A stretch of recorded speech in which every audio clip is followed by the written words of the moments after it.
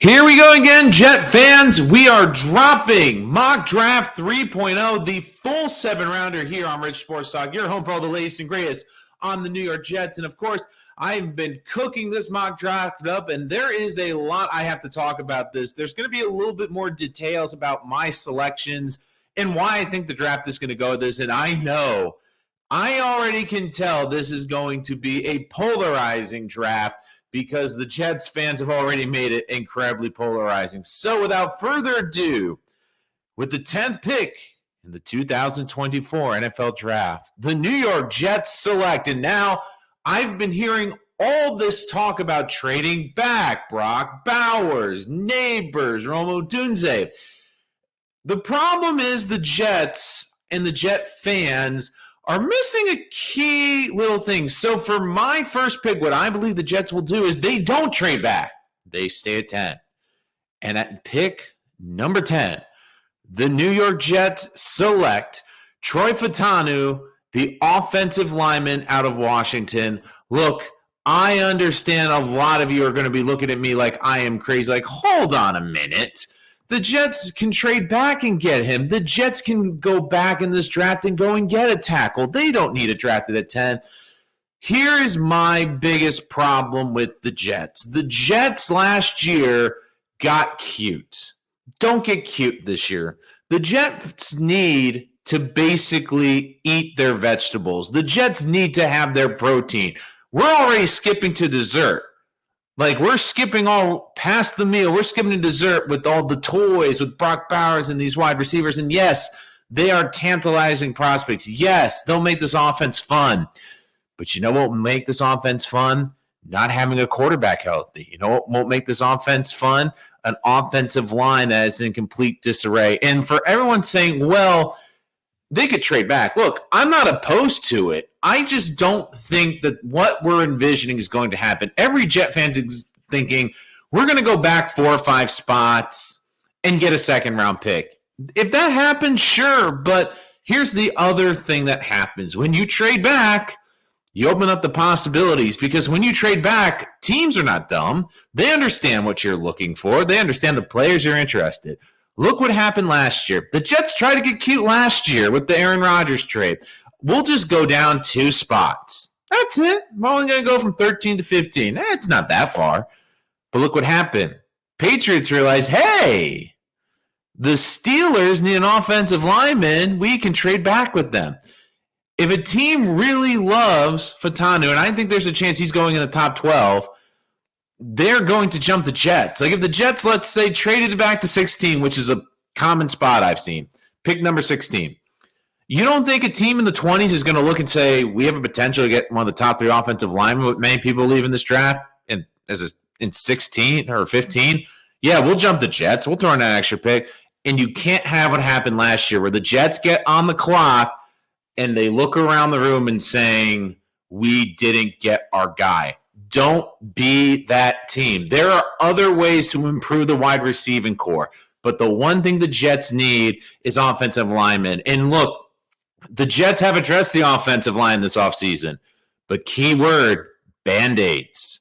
Outside of Joe Tippmann, the Jets really don't have great long-term answers at any of the 4 positions on this offensive line. And I understand that Joe Douglas and Robert Saleh need to win this year, but they also want to put themselves in a position where if they do win this year, they're not completely screwed the next year.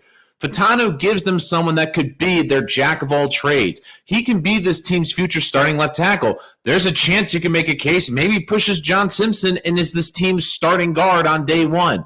But here's what he brings you that no one else in this draft can really bring you. He brings you versatility. He brings you someone that can start in 4 positions. Heck, he might not start 16 games this year, but could I see him having a spot start 3 or 4 games at left tackle, maybe spot starting a couple games here at guard?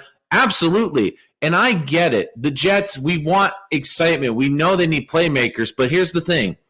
You can get playmakers at the NFL trade deadline. Every year we see receivers get moved. If you look at free agency right now, there's some good free agent wide receivers. And don't forget, this is a loaded wide receiver class. Hint, hint. But if you look at this Jets team right now, The nightmare scenario is that Aaron Rodgers gets hurt again. And what's most likely that happening? A bad offensive line. Could we imagine, let me just throw this scenario. We're at week 6, and the Jets have lost AVT and Tyron Smith. All of a sudden, if you have no one else, you have Carter Warren at left tackle and a sub in a guard, and not looking great on that offensive line. Fashanu gives you someone that has the upside to be a great left tackle, potentially a guard. We don't know what AVT's long-term future is. Jet fans, I love AVT, but he has to prove he can stay healthy. We know that the tackle position are one-year Band-Aids. The Jets need a long-term answer, and last year they got cute with the tackles. It burned them. Don't get cute this year. I understand it's going to piss off fans. I understand that it won't be the popular pick, but the Jets need to do this.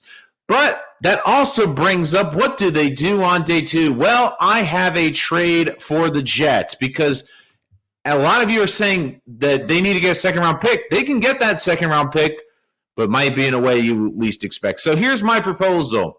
I have the Jets going from their third-round pick number 72, jumping up to Dallas at 56. Why Dallas? Dallas only has 7 picks in this entire draft. We know they're in cap hell. They need the flexibility to add more pieces to their roster. So I have the Jets trading this year's third, this year's 6th-round pick, so the Jets won't have a 5th or 6th-rounder, and a future 5th-round pick. Because, again, to go up those couple of spots, you need a little bit of value, a future 5th. And look, if Joe Douglas isn't here, he's not going to be crying about losing that 5th-round pick. I also could see them maybe trying to do like a future 5th-round pick the following year, or maybe a 4th. But I have this 3rd and 6th this year, go up to pick 56. And with that selection, I have the Jets adding a playmaker. Guys, I didn't forget you. Don't worry. I have the Jets adding a dynamic wide receiver, Troy Franklin out of Oregon. To me, he would be a great complement long-term. 6'2", hyper-explosive wide receiver, can stretch the field, can do dynamic things when the ball's in his hands, has a unique athleticism, could potentially have been a first-round pick this year if this wasn't such a loaded wide receiver class. Look, there's a lot of guys I like. Ricky Pearsall's a guy I think that's going to shoot up the board. Roman Wilson's another guy I see a lot tied to the Jets. But to me, you're trying to find a good dynamic between Garrett, because Garrett's your number 1. With Roman Wilson at 5'10", he's really kind of small. By drafting Franklin, you get another big body. It allows you can line up Garrett Wilson everywhere. You can line him up in the slot all the time if you want, where he can be dynamic. And look, Franklin to me is kind of like Fashanu. You look at the wide receiver position, Mike Williams is a 1-year Band-Aid. Both are similar players where you look at them having upside to start those positions. And maybe he's not the dynamic player right off the bat for the Jets, but he's a good security blanket in case Mike Williams gets hurt. He's a big-time upside receiver. And I still think the Jets are going to add a receiver in free agency. I will not be surprised if they don't get a veteran a 1-year deal. But this is a good move. It's a dynamic player. It's someone that can stretch the field, and it gives you another big buy on the outside. So now the Jets, of course, do not have their 3rd-round pick. So what I am going to do after that trade, we are going to go into the 4th round where the Jets have 2 picks in the 4th round. So I will start it off with their first 4th-round pick. They stay local, and they draft Max Melton, the cornerback out of Rutgers. And I know what you're saying. The Jets' cornerback room is one of the best in the NFL. The Jets also need to think long-term. Max Melton is a flexible corner, can play the slot, can play outside, struggles a little bit in man coverage, but I love the way he plays the run. I love the way he can drop back in the zone. Here's the thing. The Jets are going to have to pay Sauce Gardner a stupid amount of money. That's likely going to mean they're not going to be able to pay every corner. What I could see them doing, maybe trying to keep Michael Carter because he's younger, sign him to a good slot deal, and then you have Max Melton develop into your number 2. Look, I love DJ Reed. I would love to see the Jets if the price is right, but the Jets also, they're not going to be able to play all 3. And who knows? It depends on what DJ Reed wants. If he wants to stay here and win and take lesser money, I think they can make something work. But if he looks at it going still in his 20s, having 3 great years with the Jets and wants another bite at the free agent apple, there's going to be the team that pays him. So the Jets get ahead of it. They get a good developmental corner who I see as the upside to being an eventual number 2 or slot corner in the NFL.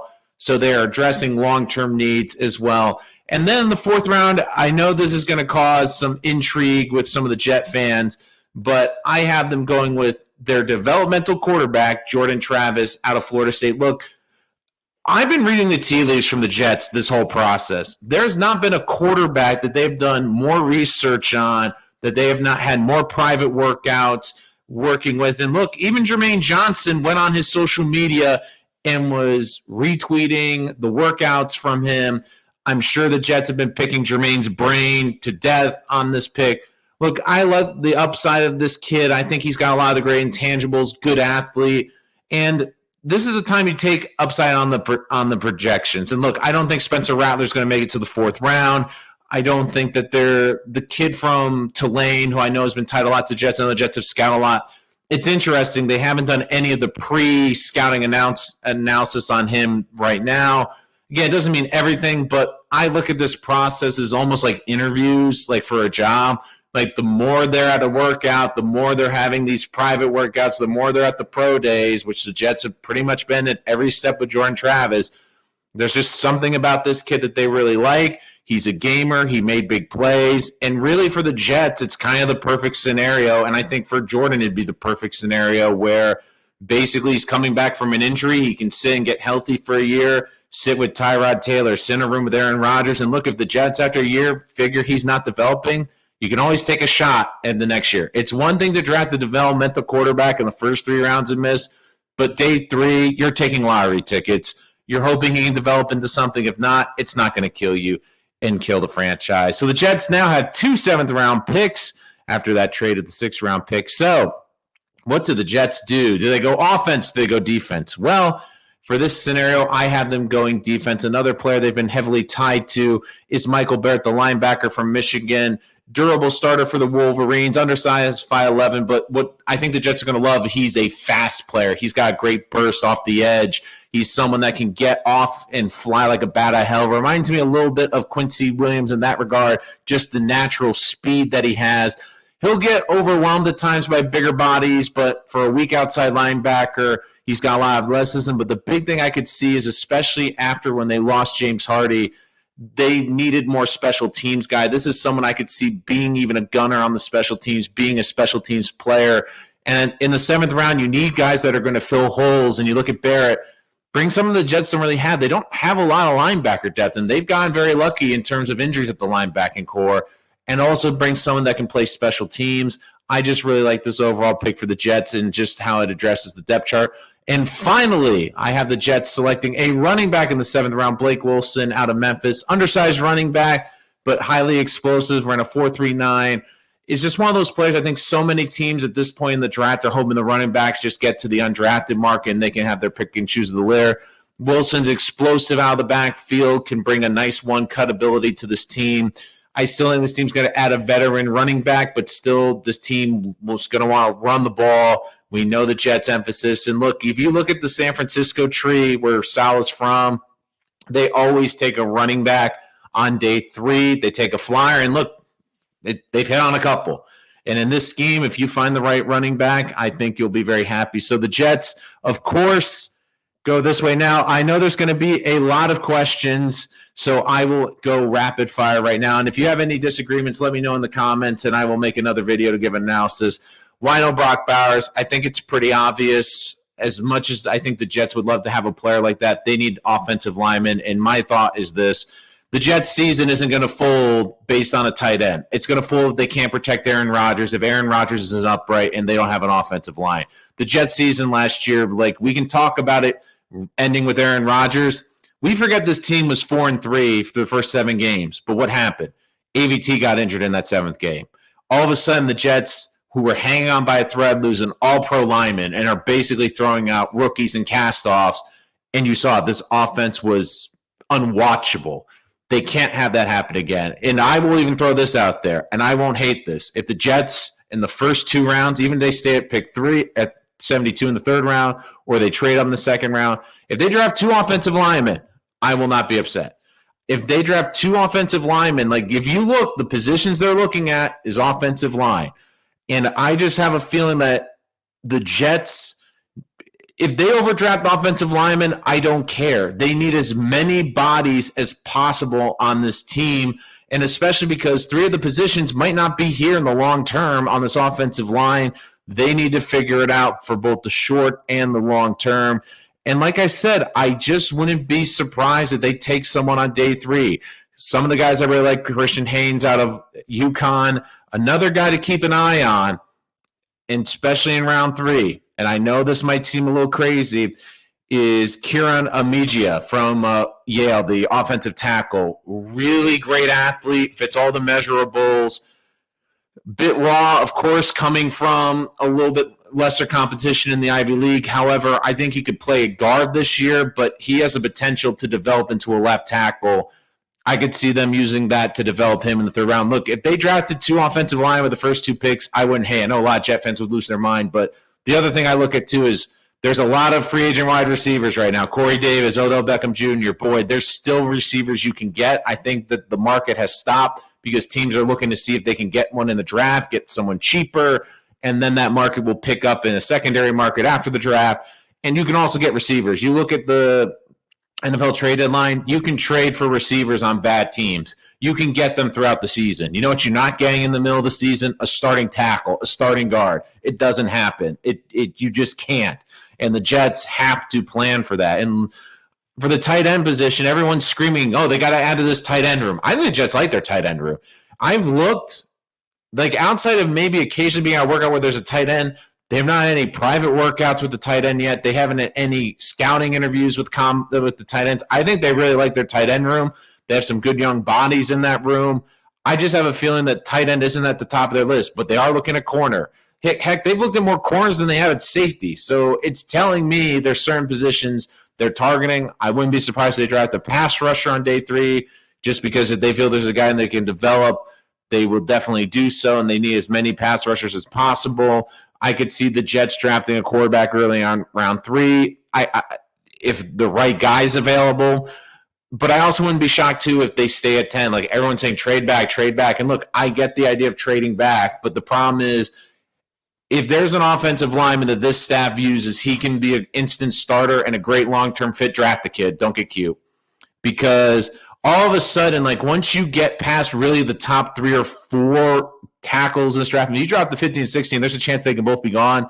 You get into good prospects. I'm not saying that they're bad offensive linemen, but there's a lot of questions about J.C. Latham. There's a lot of questions about Amarius Mims, and there's a lot of questions about like Jones. Like they're basically specific tackles. Like you can't play them at guard. Where you look at some of the other guys in the top round, and if you need to be flexible, they can play guard. So my biggest thing is learn from last year. The Jets got cute. They got cute in the draft last year saying, oh, we're only going to draft back 2 spots. It's not a big deal. It ended up costing them arguably an offensive tackle last year. So Joe Douglas, Jet staff, learn from last year and learn to build with the foundation. Yes, the decorations are great. Yes, it's great to have all that weaponry, but the Jets need a tackle. Draft the tackle. All right, guys, thank you so much for joining us. This is Rich Sports Talk. I'm your host, Nolan Rich. We'll be back with more mock drafts for the NFL and, of course, the New York Jets. If you have any questions or comments, please leave them below. Give us a like, give us a subscribe, and make sure to follow us for all the latest content on the NFL and the New York Jets, and we'll be with you throughout this whole draft process. I'm your host, Nolan Rich, and this is Rich Sports Talk.